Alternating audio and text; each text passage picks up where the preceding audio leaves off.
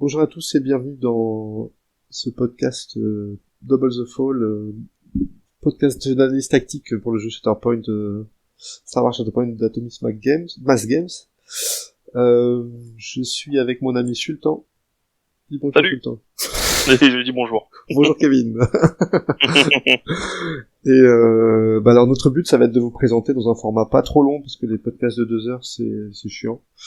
Donc Oui. entre 30 et 45 minutes, on va essayer de tenir si on arrive. Vous présenter des boîtes de jeux de Star Wars. On va décomposer par escouade, hein, je pense que c'est le plus simple pour commencer. Mais après, on est ouvert pour tester d'autres trucs, genre faire un podcast faction ou counter. Ou... Je sais pas si t'as d'autres idées sur le temps, mais aussi Pour l'instant, présenter toutes les unités et combos, ça peut être pas mal. Puis après, c'est vrai qu'on peut vous faire des à la demande si vous avez des idées, des petits contres, des idées de combos, des listes un peu moins fluff, même si c'est pas mon kiff, mais ça peut être aussi intéressant. Donc voilà, on est open là-dessus. On verra bien comment ça évolue. On va déjà voir si ça plaît et si on a des retours positifs. Sinon, on va pas s'embêter et saouler les gens longtemps.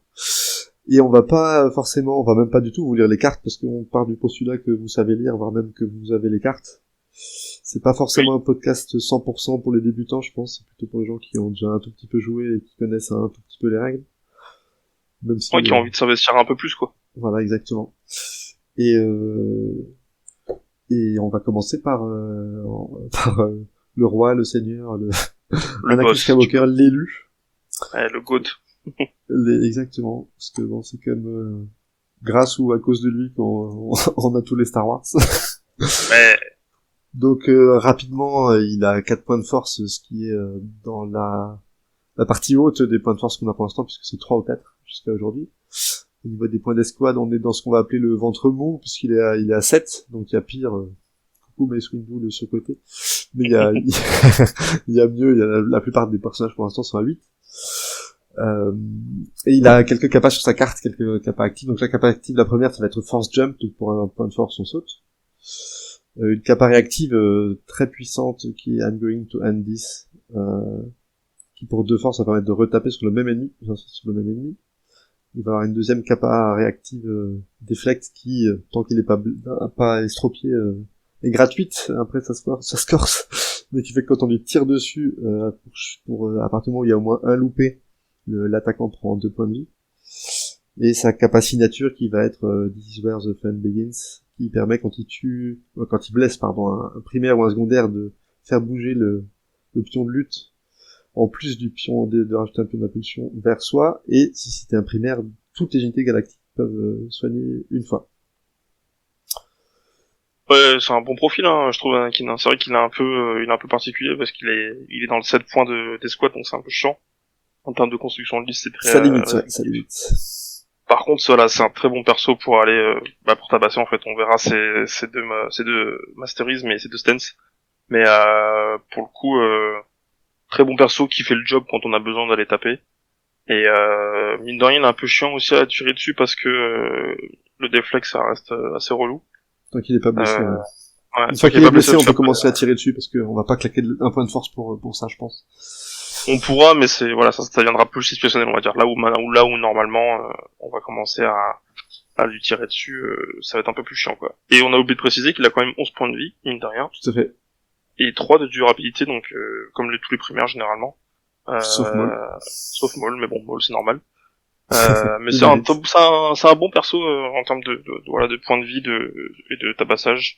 Il a des mots-clés, qui pour l'instant, à part 501ème, sont classiques, hein, Galactic Republic, Jedi, Force User. C'est juste un 501ème pour l'instant, on sait pas trop à quoi ça sert, mais peut-être dans le futur. Il est peu probable que ça serve, sans vouloir être méchant. Bon, en tout cas, voilà, il est 501ème, ce qui est normal, c'est sa légion, où il a opéré le plus, quoi. On va vite passer aussi sur les formes, hein. Donc il en a 2, comme tous les primaires. Il va avoir une forme offensive qui va être la forme Jameso, où il a 8 dés d'attaque et 5 dans toutes les défenses. Mais ce qui est intéressant, ça va être de regarder les maîtrises, parce qu'il a d'excellentes maîtrises, puisque à la première maîtrise, il met direct un critique. Donc en gros, c'est 1 pour 1, c'est excellent. Et 2-3, il en met 2.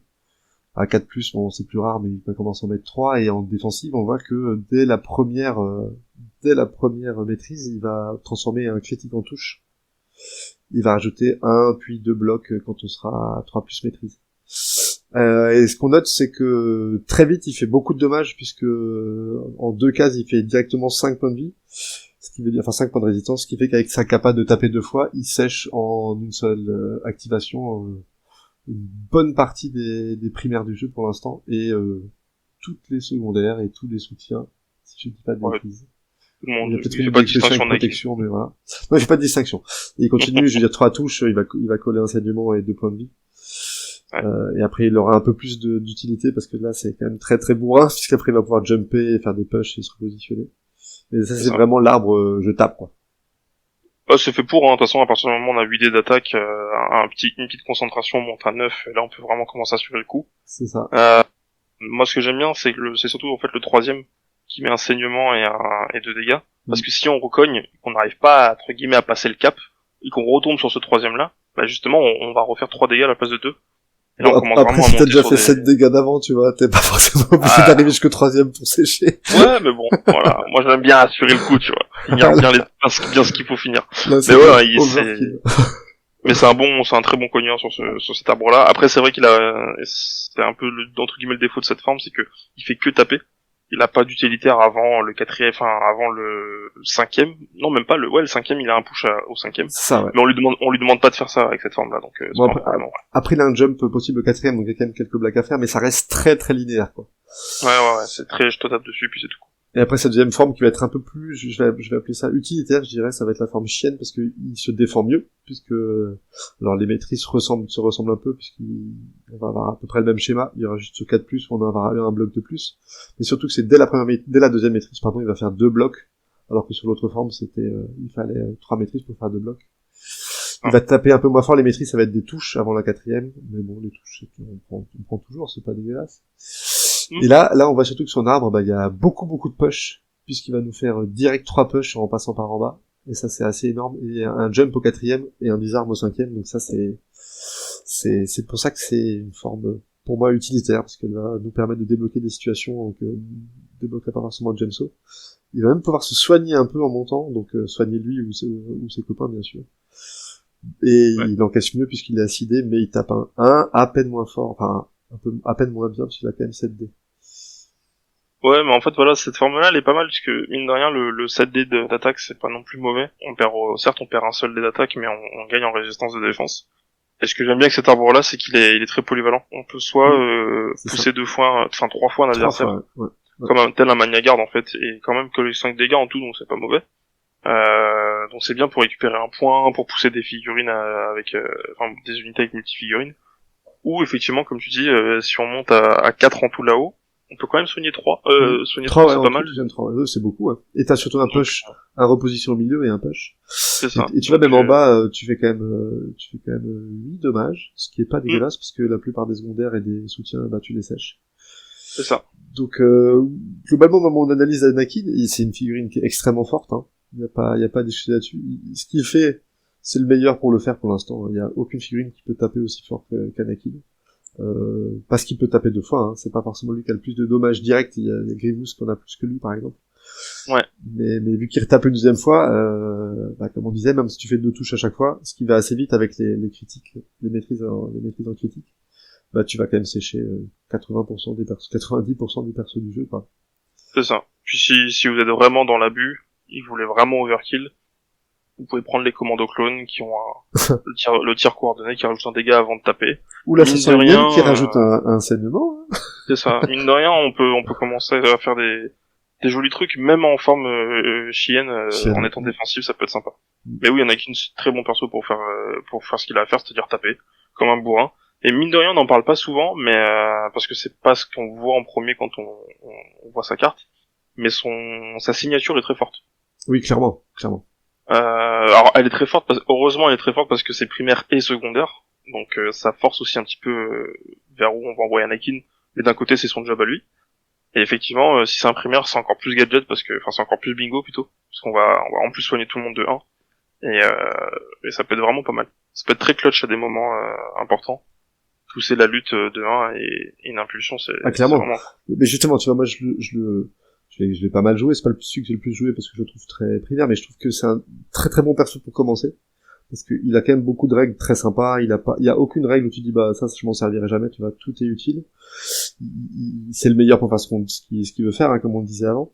Et il est simple à prendre en main. Mais ce que j'y reproche, je pense que son plafond est assez bas. C'est-à-dire qu'assez vite tu auras fait le tour de ce qu'il sait faire. Donc il le fera toujours aussi bien quoi que tu fasses. Mais il a moins de petites blagues à faire, tu vois. Et moi quand je le joue, je le déploie souvent en forme Gemso. Alors pendant longtemps je déployais mes personnages en forme défensive, et après je me suis rendu compte que jamais, exceptionnellement, on leur shootait dessus. Donc j'ai tendance à me déployer en forme Gemso, aller faire mon premier fracassage. À la fin du fracassage, je passe en chienne, et je reste quasiment toute la partie en chienne derrière pour encaisser, parce qu'il a vraiment d'excellentes maîtrises de défense en chienne. Et t'as pas envie de le perdre quand même, Anakin, tu vois, t'as envie qu'il reste très longtemps sur la table. De toute façon, les primaires, c'est très difficile de les perdre. Ça existe, hein, je dis pas le contraire, mais c'est très difficile. Mais effectivement, t'as surtout pas envie qu'il soit blessé, Anakin. Parce que c'est ça. Dès qu'il est estropié, tu fais plus son double tap. Ah, ouais, parce que 3 points de force pour retaper, et puis même le jump, même le jump, bien sûr. Ouais. Et le deflect, comme on disait avant, une fois que t'es blessé, enfin que t'es estropié, tu t'en sers quasiment plus, parce que c'est trop cher de mettre un point de force, voire 2, pour renvoyer deux points de dommage, à moins que vraiment ça te file une figurine, tu vas pas le faire, quoi. Ouais. Après, pareil, moi, pour donner mon avis sur Anakin, c'est que, effectivement, il a pas beaucoup le skill pour le maîtriser est pas très haut. Mais c'est pas très grave, c'est pas ce qu'on lui demande en soi, c'est pas un personnage ultra tactique, dans la manière où il va aller sur quelque chose, il va l'ouvrir en 2. Par contre, ce que j'aime beaucoup avec lui, c'est la maniabilité qu'il a avec le force jump, et surtout le fait qu'il t'apporte 4 points de force, mine de rien, c'est très bon. Alors moi, tu vois comment je le joue, il y a 2 manières dans lesquelles je joue. C'est j'essaie de créer une zone d'interdiction autour de lui. Tu vois, donc c'est-à-dire que tu le places à un moment et que t'as encore ta Shatter Point ou sa carte derrière, bah personne ne va s'approcher puisqu'il est capable de sécher un primaire dessus. Donc vraiment tu peux le mettre sur un objectif, et à moins que vraiment t'as un gros cogneur en face, un Maul ou un Grievous, t'es quasiment sûr personne va vouloir l'approcher, hein, surtout si t'es en forme défensive, parce que tu peux toujours repasser d'ailleurs en offensive pour lui claquer sa gueule. Et moi au final je cherche pas tellement à défoncer des primaires avec lui, parce que t'as quand même un petit côté aléatoire, et que claquer 2 points de force, ben ça peut vite t'handicaper si tu joues à côté des clones ou des choses comme ça, qui vont être ce que tu vas faire en général d'ailleurs, ou avec Obi-Wan, qui vont consommer beaucoup de force, donc taper 2 fois ça fait quand même mal. Et donc j'ai plutôt cherché des secondaires, parce que au final son effet signature le plus fort c'est pas le soin, parce que comme tu l'as dit c'est un très bon bonus, hein. Et ce que tu vas vraiment chercher, ça va être de bouger depuis impulsion. Faut bien comprendre que surtout dans les luttes 2 et 3, tu peux assez régulièrement marquer 5 points dans le même tour avec Anakin, même 6, parce que tu vas mettre ton plein d'impulsion 1 point avec ta signature, et capturer les 3 autres points qui vont te ramener 4. Donc 6 points d'un seul coup dans un seul tour, tu peux plier ou retourner une game sans que l'adversaire puisse faire grand chose, quoi. Et c'est le seul à pouvoir le faire. C'est ça qui est bien. C'est le seul à pouvoir le faire. Les autres sont capés à 5. Et mine de rien, ce petit point, ça paraît pas énorme, mais c'est vraiment énorme, quoi. 6 points, c'est pour ça que je disais que son skill cap il est pas haut, mais il est pas non plus bas, parce que savoir maîtriser sa signature, c'est ce qui fera la différence entre les bons joueurs d'Anakin et les excellents joueurs d'Anakin. C'est ça. Non, mais pour moi, même quand il y aura beaucoup de fixes sorties, tu continueras à le voir, parce que voilà, tu veux tuer quelqu'un, tu joues Anakin. Ouais, c'est ça. Même Vader, même Grievous, même Maul ne tue pas aussi fiablement qu'Anakin. C'est-à-dire qu'Anakin peut peut-être faire plus de dommages que lui en une seule attaque, mais le double tap fait que encore une fois, c'est l'élu, hein. Voilà. C'est l'élu. Donc voilà. Très bon perso, mais je trouve, personnellement, je commence déjà presque un peu à m'ennuyer quand je le joue, parce que moi je peux pas, c'est trop mon perso. Ah bah voilà, toi si, non, si t'es un fan, mais tu vois, au final je le trouve très fluff, parce qu'il est un peu plat comme personnage, très fort mais très plat. C'est un peu comme dans les films où alors dans la série un peu moins, pour ceux qui ont regardé Clone Wars, il est un peu plus intéressant et creusé, mais dans les films il est quand même assez plat et assez très fort, et dans Shatterpoint, il est relativement plat comme gameplay. Après, il y a toujours des petites blagues à faire. Mais il apporte rien à sa liste. C'est-à-dire que, quand tu vas jouer Anakin, tu vas forcément être poussé à faire une liste qui apporte des choses à Anakin. On le verra dans pas longtemps, là, avec Rex, ou Ahsoka, ou d'autres personnages qui vont pouvoir le faire bouger, le repositionner. Mais lui, en lui-même, à part son petit soin qui arrivera une fois de temps en temps, ne donne rien à sa liste. Il prend, et il donne pas. C'est ça. Moi, c'est Anakin, quoi. Il prend, il donne pas. Écoute, apparemment, il a pas mal donné à Padmé. Ah, on aimerait tous. On peut pas l'en blâmer. Ah, clairement. Ah ouais, après voilà, c'est sûr qu'Anakin c'est pas un perso d'armée, c'est un personnage solitaire qui peut, enfin qui fera très bien son boulot parce que il aura pas besoin de faire C'est le plus, meilleur, mais c'est le meilleur, c'est le meilleur. voilà, pour l'instant, effectivement, il peut vite être redondant, mais attention, bien maîtrisé. On vient de parler du coup des 6 points. Voilà, ça peut être très très fort. Donc, Bah, tu vois, ne lâchez pas trop non plus, quoi. il est prévisible, mais il y a un moment où, bah, quand tu vas être posé au milieu de la table en mode viens, bah, tu vas être obligé de faire des choses, quoi. Donc moi, j'ai tendance à lui donner à manger des supports pour pas qu'il puisse proc sur sa signature. J'essaie de pas trop envoyer des primaires et des secondaires, ou alors si c'est vraiment pour l'achever et après je me barre le plus vite possible. Oui. Mais je pense que une bonne façon de gérer Anakin, ça va être de le nourrir avec des Magna par exemple, ou des choses comme ça, où il va quand même devoir claquer parfois de la force pour les buter. Mais il y aura pas ce switch de points qui peut faire très très mal très très vite, quoi. Yep, c'est vrai. Il est prévisible, mais en même temps, c'est pas parce que tu sais ce qu'il va faire que tu vas pouvoir l'empêcher de le faire. Pas l'anticiper, effectivement. Donc tu vois, il déteste comme 99% des primaires les disarme et les expose. Il aime pas trop le pin non plus, mais genre, je vais souvent pris des contraintes et tant pis pour les 3 points de vie, si ça te permet d'aller choper quelqu'un. Pour moi, sur les primaires, la contrainte, c'est pas forcément la condition la plus chiante. C'est plus chiant sur des supports ou sur des secondaires. Ouais, c'est l'exposé des armes pour moi. Ouais, clairement. Ouais. Bah, surtout le disarme, hein, parce qu'il a, comme on disait, il a quand même des très bonnes maîtrises et ça peut te forcer à claquer tes 2 points de force pour retaper des personnages que t'aurais buté en un seul coup sinon. Ou alors taper un soin au lieu d'un focus avant de taper, hein. Ça peut être chiant aussi, hein. Par exemple, si t'es déjà au corps à corps et que tu voulais faire focus taper pour avoir ta 9D, bah là, tu seras peut-être obligé de faire un soin pour enlever le disarme et taper. Ce qui, mine de rien, est toujours chiant. Donc, c'est ça. Il faut quand même aussi noter un truc, c'est que même en forme Jameso, contrairement à Maul ou Vador, ou Grievous aussi, il ne peut pas sécher en une seule attaque les primaires à 11 points de vie, parce qu'il cap à 10. Oui. Ouais, et en vrai, c'est très bien. Et c'est pour ça que heureusement. Pour ça que je vous ai dit les commandos clones, faire attention avec eux, parce que ouais. on en parlera plus tard dans un autre épisode, mais clairement, les commandos clones, pour le petit point de dégâts qu'ils ramènent, des fois, ça change énormément de choses dans les calculs de dégâts. Ou les 501, comme on disait avant, les 501, vu que t'as une contrainte à la 3e case, ça peut te faire ton 11e point de vie. On reviendra après sur les 501, on va en parler dans quelques minutes, mais pour une fois, les 501 ont un truc pour eux. Voilà, je sais pas si tu veux un truc à rajouter. Non, on a tout dit, je pense. Anakin, c'est le plus beau, c'est tout. Je peux faire beaucoup. C'est vrai. Tu veux nous parler de Rex? Ah bah Rex, c'est mon personnage préféré, donc effectivement, je vais en parler. C'est pas Anakin? Non, c'est Rex mon personnage préféré. Après, en termes de Jedi, Anakin, c'est du côté lumineux, oui, c'est celui que je préfère, mais Rex, c'est mon perso préféré de tout court. Je te le laisse avec plaisir.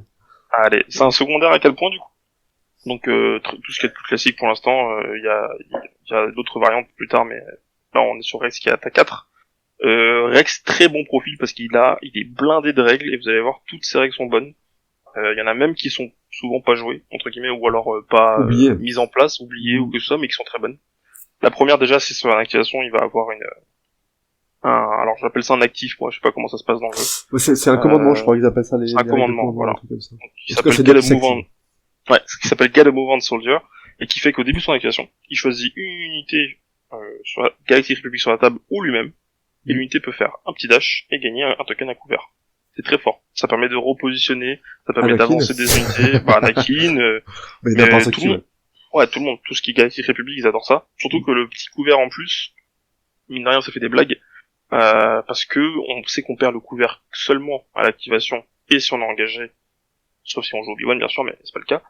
Et donc là, en fait, ça permet généralement de s'avancer ou de jouer de manière défensive ou agressive, tout en ayant quand même un couvert, en se disant, voilà, je protège un objectif, mais j'ai un couvert, donc voilà. Souvent 2D en plus, si on tire dessus. C'est ça. Après, il a un petit pouvoir qui coûte 1 point de force, qui s'appelle la manœuvre défensive. À chaque fois on l'utilise, à chaque fois, lui, il pourra faire un petit dash, et s'il a fait un dash, il gagne un couvert. Voilà. Alors tu fais bien de dire s'il a fait un dash. Eh oui, s'il ne peut pas bouger, par exemple, s'il a un pin, il ne chope pas son pion couvert. Non, je le précise bien parce que c'est marqué sur toute la règle des clones, à chaque fois, il faut réussir à faire ça. Sinon, on n'a pas le couvert. Alors, pour un point de force, c'est très bien la manœuvre défensive, faut juste faire attention, c'est une capacité qui est sur presque tous les clones. Je crois que tout le monde l'a à peu près. Non, il n'y a pas les arcs et Ponzi. Les arcs filons, je crois. Les arcs filons. C'est juste Ponzi qui l'a pas. Et les Wolfpack. Ouais. Mais du coup, c'est une très bonne capacité, mais il faut faire attention, elle consomme énormément de force. Surtout dès qu'on est blessé. Mais bon, il y a Anakin qui ramène 4 points de force, donc pour l'instant, ça va. Après, la troisième règle qu'il a, et là, je la trouve que c'est la plus forte sur lui pour moi. C'est I'm Always First Kid, c'est une réaction qui coûte 1 point de force. Donc s'il est pas blessé, enfin s'il est pas wounded, donc c'est ça, s'il est pas blessé. Estropié, ça marche, il est pas blessé. Ouais, c'est ça. Après qu'une unité clone trooper de soutien à 3 de portée de lui a fait une action de combat, lui il peut utiliser cette capacité, et donc il peut dash, et s'il le fait, s'il a réussi à dash, il peut faire une attaque à 5D, soit au corps à corps, soit au tir, qui cible la même attaque, la même unité qui a été attaquée auparavant par la unité de soutien. C'est extrêmement fort pour un point de force, parce que ça permet de finir une unité ou de commencer une autre, par exemple. Une autre, non. Enfin, même de l'entamer quand c'est les 501 qui tirent, parce que... C'est ça. Oui, voilà, oui. Les tirs des 501, on y viendra après, mais j'ai beaucoup utilisé, moi, cette règle-là, justement, pour finir des unités, parce que Rex, on va le voir, il a un très bon profil. Après, il a sa avant-dernière règle qui s'appelle Blooded Clankers, c'est un passif. Alors, après qu'une unité trooper, clone à 3 de lui, a fait, un couvert, enfin, il a gagné un couvert, c'est pas pareil. Lui, il peut soigner, de 1. Et c'est cette règle-là que je parlais, qui est pas souvent utilisée. Ouais, elle est pas assez utilisée, ouais. Mais elle est très forte. Le soin de 1, ça peut être, on rappelle, le soin, c'est sur lui-même ou sur une unité qui a 2 de lui. Ça peut enlever, un point de vie, mais ça peut aussi enlever une condition, donc c'est très fort. C'est ça. Et après, sa dernière règle, qui s'appelle Brother in Arms, presque tous les clones l'ont. À partir du moment où tu as un ou plusieurs tokens à couvert, tu as Steadfast en anglais, donc inébranlable en français, qui fait que tu ignores le premier chauffe que tu te prends dans la tête. C'est ça. Donc c'est très fort justement contre le tir, parce qu'il y a souvent les unités support ou même secondaires au tir poussent pas mal de fois. Donc là ça permet de pas se faire repousser sur un objectif, donc c'est très bien. Bah lui d'ailleurs. Et ouais. Et après du coup on va voir son profil. Il a la Tactical Supremacy qui est 7 dés d'attaque à portée 5 au tir et 7 dés d'attaque au corps à corps. Donc combattant très bon dans les deux cas. Et par contre, il a un peu faiblard en termes de défense parce qu'il a que 5 au tir et que 5 au corps à corps. Oh, t'es dur, hein. La plupart des secondaires, ils sont à 5, hein. Ouais, mais voire moins. Pour des clones où tu joueras pas Obi-Wan, enfin là pour l'instant on parle pas d'Obi-Wan, mais sans lui, c'est un peu compliqué, je trouve. Tu peux quand même te faire assez vite passer. Les clones, globalement, tous les secondaires et tertiaires et les supports sont assez tabassés au corps à corps. Ouais. J'ai oublié de préciser qu'il avait 9 points de vie, pardon, et de durabilité, mais 9 points de vie, c'est très bien, par contre. Je trouve ça, très bien, c'est très bien. Et du coup, pour son arbre, eh bien, en termes de masteries, il a donc, au tir, et au corps à corps, sur les premières, ouais, il a les mêmes, donc c'est la même chose à chaque fois, ça fera 2 touches pour les 1 et 2, 2 critiques pour 3-4, et à 5+, ça fait 2 critiques et une touche. Ce qui est très très bon, ce qui est excellent, hein. Franchement, les 2 touches en plus, que ça soit, ça peut pousser vos touches en plus et commencer à mettre beaucoup de touches dans l'adversaire. Et en termes de défense, c'est pas mal. 1-2, ça permet d'avoir une défense en plus, et 3+, ça permet d'en avoir 2. Ouais, c'est pas fou. C'est pas fou, mais c'est ok. Pour un secondaire, c'est ok. Là où par contre j'aime beaucoup Rex, c'est son profil de... Son arbre, il est fou. Ouais. Alors la ligne du haut, on commence par 4 dégâts si on a réussi à faire de succès, donc c'est très bien. Puis après 1 dégât à un exposé, et ça c'est très bien l'exposé, ça va permettre d'aider tout le reste de votre liste. Et après 1 dégât et un repoussé. Et on finit par 1 dégât et un reposition qui est très fort. Ou sinon, on peut partir sur l'arbre d'en dessous, et on peut faire 2 poussées, et à chaque fois 1 dégât, 2 soins, un petit pin et un dégât, et après sinon on finit toujours par la reposition, et un dégât.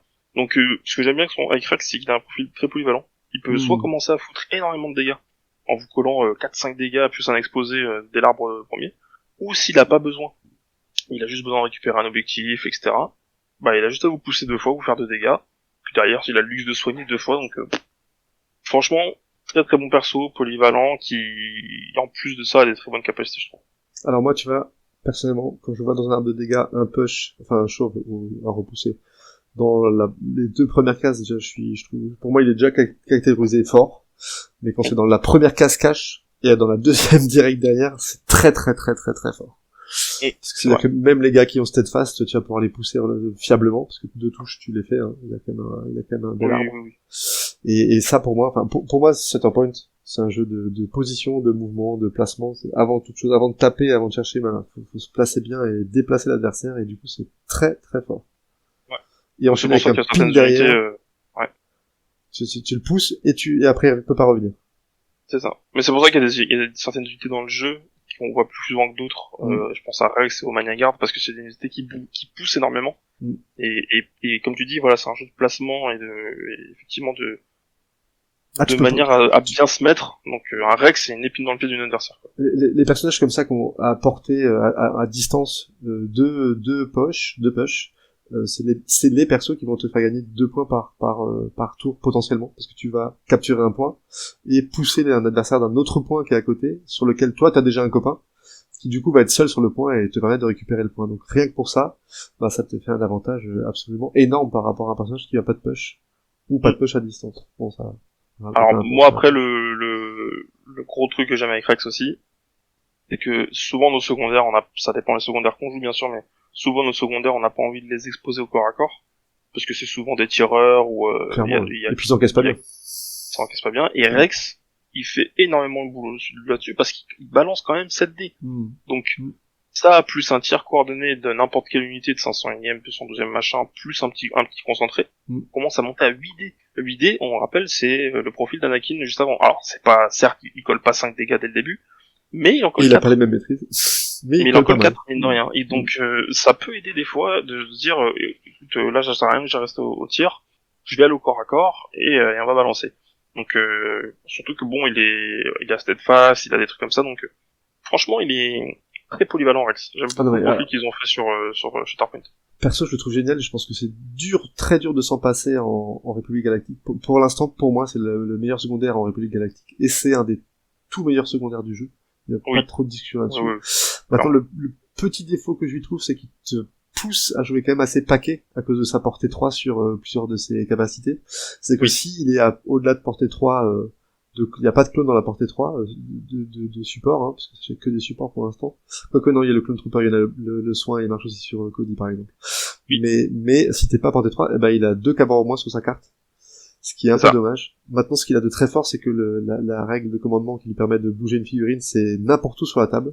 T'as pas de contrainte de portée. Donc t'as Rex au fond à gauche et Anakin près de toi à droite. Bah tu peux bouger Anakin, ce que tu vas souvent faire déjà avec cette règle. Oui. Mais c'est vraiment très très fort. Et comme tu disais, pour finir ou même commencer une unité, pouvoir tirer avec son profil, même 5D, il peut très vite faire très mal. C'est ça. Et achever un secondaire ou un soutien assez facilement. En fait, c'est assez fou parce que 5D, 5D c'est pas beaucoup, mais il suffit que t'aies un peu de chance au niveau des masteries, plus une crit ou 2, ou même, mais tu commences vite à monter à 3 tours ou 2 touches. Ou des push. Ou un push. Des push, tu vois. Un push. Ça commence à faire, ça que j'aime bien. C'est que si tu fais 2 touches avec lui, si tu passes 2 après la défense de l'adversaire, tu sais que t'as le choix entre 4 dégâts, ou 2 dégâts et repousser 2 fois. Et du coup, il est très très polyvalent. Il est franchement, clairement, pour moi, c'est le meilleur support de la Galactique République. Oui, il y a pas de discussion. Pour l'instant. Et c'est l'un des meilleurs supports du jeu, des soutiens du jeu, du support, pardon. Il y en a d'autres, forcément, mais lui, il fait partie du bon top 5. Il y a pas trop de problème. Il y a pas de discussion là-dessus. Je suis complètement d'accord. Mais bon, après tout, c'est le boss de la 501ème. Pas en doute, je veux dire, c'est le boss Rex, c'est celui qui a résisté à l'ordre 66. J'ai pas besoin de rajouter plus, non. Alors, bon, on a déjà eu ce débat, mais il a pas résisté, hein. Il a résisté. Non, il a pas résisté. il a essayé de le faire, il a essayé de le faire, mais il s'est fait lobotomiser, et du coup ça a marché. Ça a marché, moi, ce que j'aime bien, c'est que c'est un perso qui est très accessible, c'est-à-dire que très vite, tu le prends en main, parce que il a des règles simples, mais en même temps, il a aussi un plafond nettement plus haut qu'Anakin. Tu vas vite, quand tu auras appris à bien le placer, parce que porter 3, en même temps c'est court, en même temps c'est quand même relativement long, quand tu auras appris à bien le placer pour qu'il puisse quand même donner ses effets, il y a vraiment des petits tricks sympas à faire avec lui. Un mouvement actif, pareil, c'est très fort, hein, de pouvoir claquer un mouvement actif, en plus de son mouvement de base qu'il peut faire sur lui-même, là, le Get Movement Soldier, donc il peut aller très très très très vite, et aller choper des objectifs vraiment très très loin, parce que 2 dash plus un advance plus je me mets à couvert, déjà il aura 4 couverts, 3 couverts, pardon, donc c'est énormissime pour le déloger. Oui. Et il fait presque toute la table. C'est qu'il peut aller d'un objectif dans votre coin de la table à celui en face, sans forcer. À moins qu'il y ait de la hauteur, des choses comme ça, mais sinon il peut y arriver.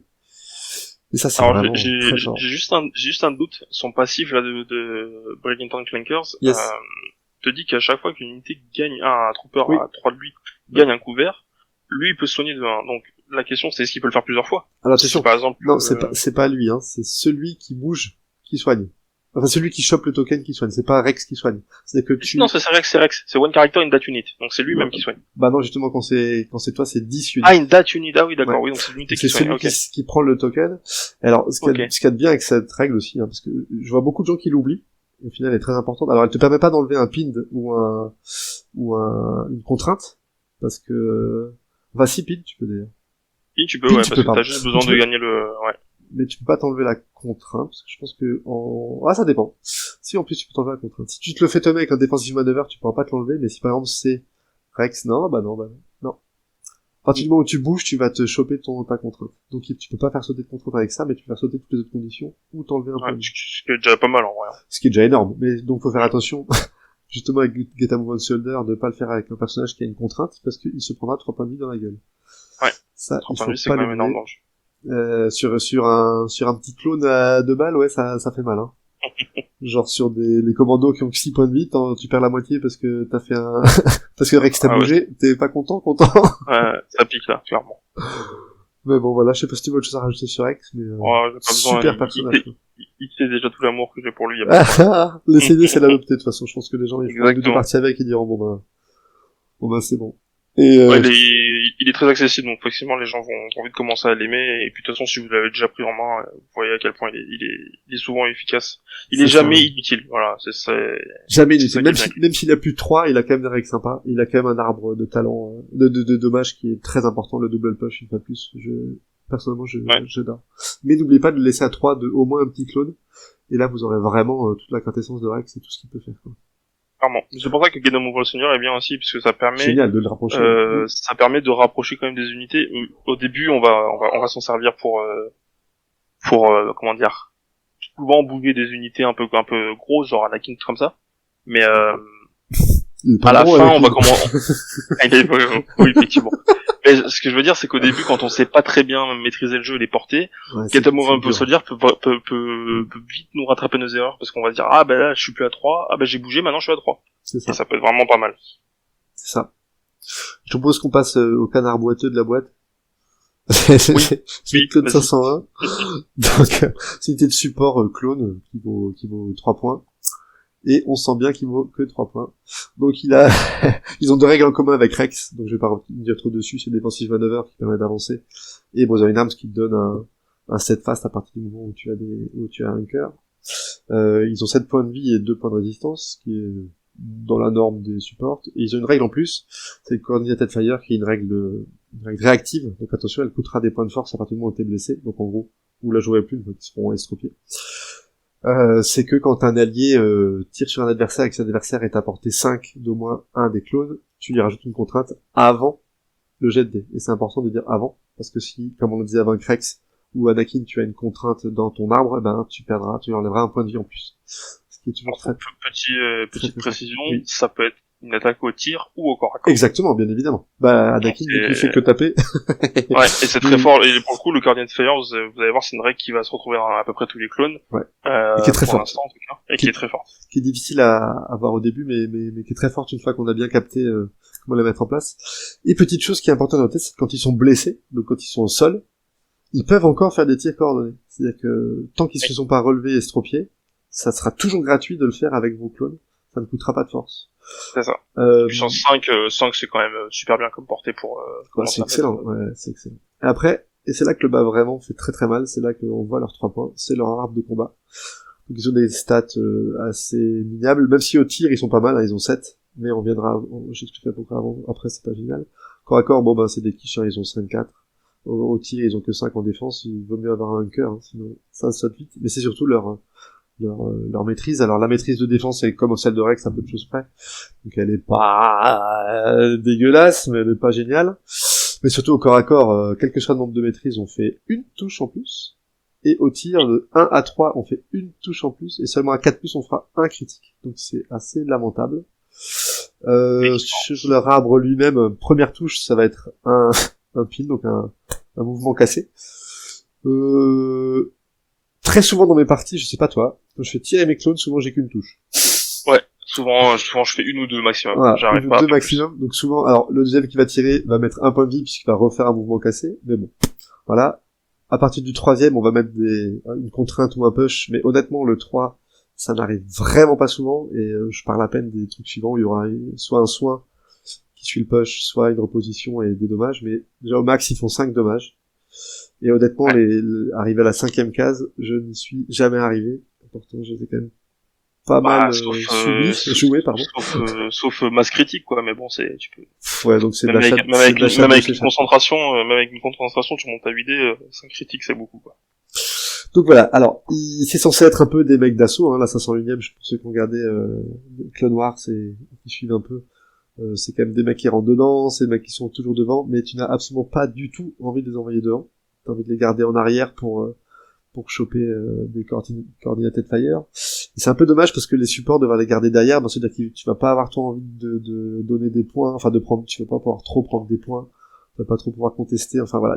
Je les trouve assez durs à jouer parce que, en gros, tu vas les laisser entre eux dans ta moitié de table, la plupart du temps. Pas trop près d'objectif parce qu'ils volent vraiment très très très très très vite, hein. Si un personnage qui tape pas au corps à corps, ils vont dégager très vite. Donc je les trouve durs à jouer, je les trouve ouais, ils ont pas beaucoup d'impact. Alors après ils sont pas nuls, hein. Je les trouve pas nuls. J'ai déjà réussi à faire des blagues avec des coordinated fire, des trucs comme ça.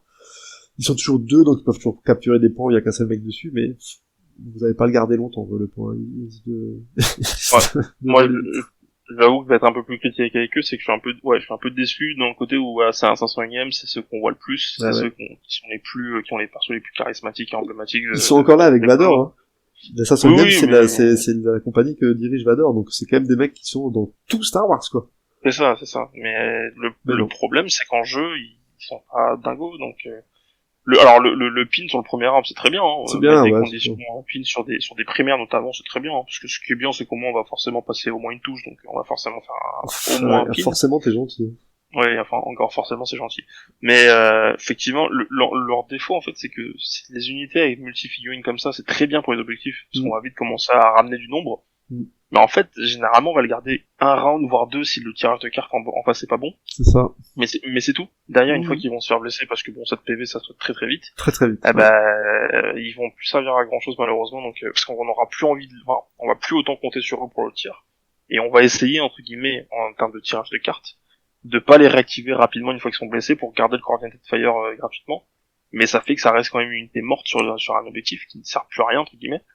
Donc, alors le coordinated fire par contre est bon, le saignement ouais, c'est bien. C'est trop bien parce que ça force l'adversaire à faire des choix de soins, souvent. Mais malheureusement pour 3 points, voilà, ils feront pas plus. Après d'un côté, ils coûtent que 3 points. Mais c'est pas comme s'il y avait des unités à 3 points de soutien qui étaient meilleures que quoi. Mais tu vois la tristesse en plus, c'est qu'il y a des fois où moi je les bouge, le tirer, je fais un soin, tu vois. Je fais un double soin sur une autre figurine, parce que je sais que cette figurine m'apportera plus que le pauvre tir pourri des 501, quoi. Enfin, je suis méchant. Ouais, c'est un peu ça. Non, mais leur arbre est vraiment pas bon, c'est le problème. Il manque beaucoup de dégâts. Alors tu vois, tu prendrais le push qui est en 3, tu le mettrais en 2 et tu échanges avec un des dommages, qui fasse un dommage et un push en 2, ils deviennent bons. Ouais. Ouais, très bien, ils seront très bien. Mais en fait, là, non. Le deuxième, c'est ok, mais en fait, des soutiens, t'as envie de les jouer pour une raison qui est évidente, c'est parce que t'as pas le choix, c'est des unités qui sont là pour te soutenir et surtout ramener du nombre. Généralement, c'est des figurines, c'est des unités avec multi-figurines. Mais eux, ils te rapportent ni dégâts, ni trop de présence non plus parce qu'ils vont se faire monter en l'air rapidement. Donc, à quoi ils servent malheureusement. Leurs masters, ils sont pas ouf en termes de tir, parce que bon, pas te mentir, mais bon, faire une touche en plus, voilà quoi. Donc, comment dire, c'est un peu dommage pour cette unité-là. C'est un peu dommage. Non, alors tu vois, pour moi, c'est le moins bon support du jeu. Pour l'instant, je vois pas qui est pire. Oui, et pourtant, malgré ça, on est très négatif et tout, hein, mais ils sont quand même jouables. Tu vois, ils sont pas en mode injouable, tu les sors pas de ton armoire et ils seront sur l'étagère. Non. Avec les ARF, on peut déjà un peu plus discuter parce que ils prennent un peu leur place des unités à 3 points. Mais je veux dire, tu peux quand même aller à un tournoi et espérer gagner un tournoi avec des 501. Tu vois, c'est pas en mode en mode je ne peux pas gagner avec des 501. De toute façon, globalement en République, c'est quand même les primaires qui font beaucoup de boulot. plus que les supports en tout cas. Les secondaires Primaire et aussi en font pas mal. Ouais, primaire, secondaire. Beaucoup les secondaires, alors que dans d'autres factions qu'on verra d'autres fois, les primaires sont un tout petit fouillis en dessous, mais les supports sont très nettement au-dessus de ce que t'en République. Les clones, globalement, pour l'instant, vendent pas du rêve de ouf. Enfin, en tout cas, pour ceux de la première vague. La deuxième et troisième vague, c'est un peu mieux, déjà. C'est même nettement mieux. Mais que sur les 212 ou les 501, c'est pas les meilleurs supports du jeu, quoi. C'est dire non, ça comme ça. Après, en plus, voilà, c'est un peu dommage, parce que c'est, comme je disais, c'est des unités emblématiques, et c'est des, quand on pense République, on pense clone, forcément, on se dit, putain, je vais peindre la 501ème, la 212ème, la 98ème, bref, enfin, c'est tout ça. Et au final, pour l'instant, c'est vrai que la 501ème déçoit. Maintenant, ce qui est bien avec ce jeu, et ça, c'est vraiment le point, pour remonter un peu de points positifs quand même, parce qu'ils sont pas non plus à chier, c'est que rien n'est injouable, rien n'est injouable dans le jeu. Dans Shatterpoint, rien n'est injouable, et on peut très bien performer avec la 501ème. Je pense que même que ceux qui s'éclatent le plus, prennent plaisir à quand même les jouer en se disant, bah, c'est la 501ème, là, j'ai l'impression de jouer Echo, E5, enfin, entre guillemets. Mais, ils ont leur rôle, mais c'est juste qu'ils ont très vite leurs limites, malheureusement. C'est le problème de l'unité, à l'heure actuelle. C'est qu'on leur tape dessus, ça vole, ils tapent, pas trop de dégâts, voire de quoi que ce soit. Donc, il faut les jouer de manière, prudente, on va dire. Pour moi, leur plus gros défaut, c'est les ARF qui vont sortir plus tard, parce que il y aurait pas les ARF, bah, tu serais quasiment obligé de jouer avec Anakin ou avec beaucoup de persos à 3. Ouais. Et du coup, tu ferais avec, et une fois de plus, tu peux gagner sans problème des parties avec 501, mais là, va sortir bientôt une unité qui vaut le même nombre de points et qui est nettement mieux. Et c'est un peu dommage, parce que je trouve qu'en sortant les ARF, ils tuent les 501.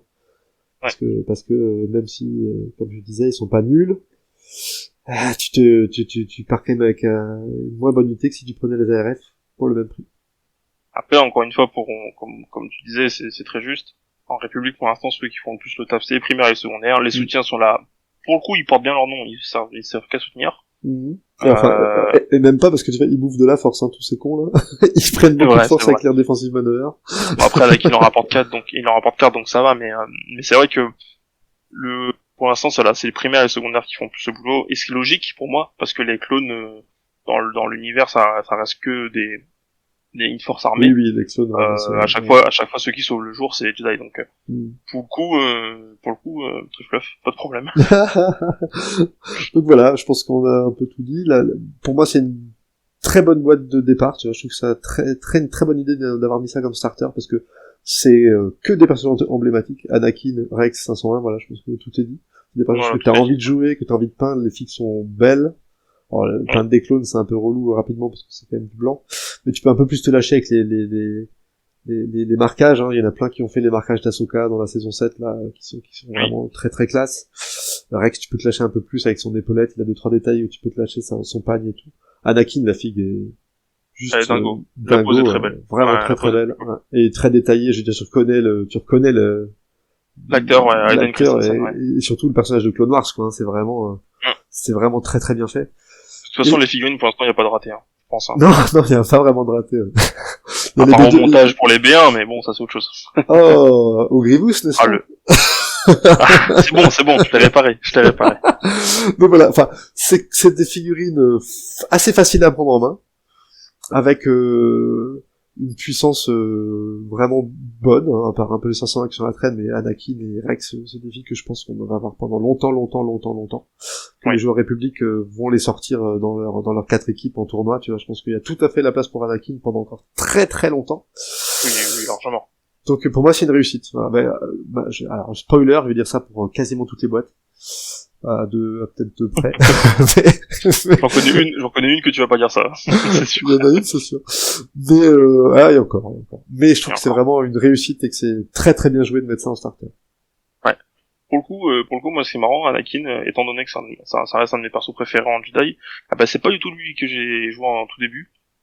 Parce que justement, en fait, j'avais entendu les mêmes trucs qu'on a dit tout à l'heure, c'est-à-dire qu'il fait que taper, il fait que ça. Au début, j'ai beaucoup joué Obi-Wan, parce que j'avais vite compris. Ouais, mais je m'étais vite dit que putain, sans un cœur, au corps à corps, c'est chaud et tout. Ouais. Et au final, maintenant, je reviens beaucoup plus à Anakin. En vrai, j'aime tout aussi bien, et je préfère limite Anakin juste pour le fait déjà de ramener 4 points de force. Parce qu'en République, on consomme quand même pas mal de surtout force. Obi-Wan, il en bouffe une quantité absolument, il bouffe ça comme des chips, quoi.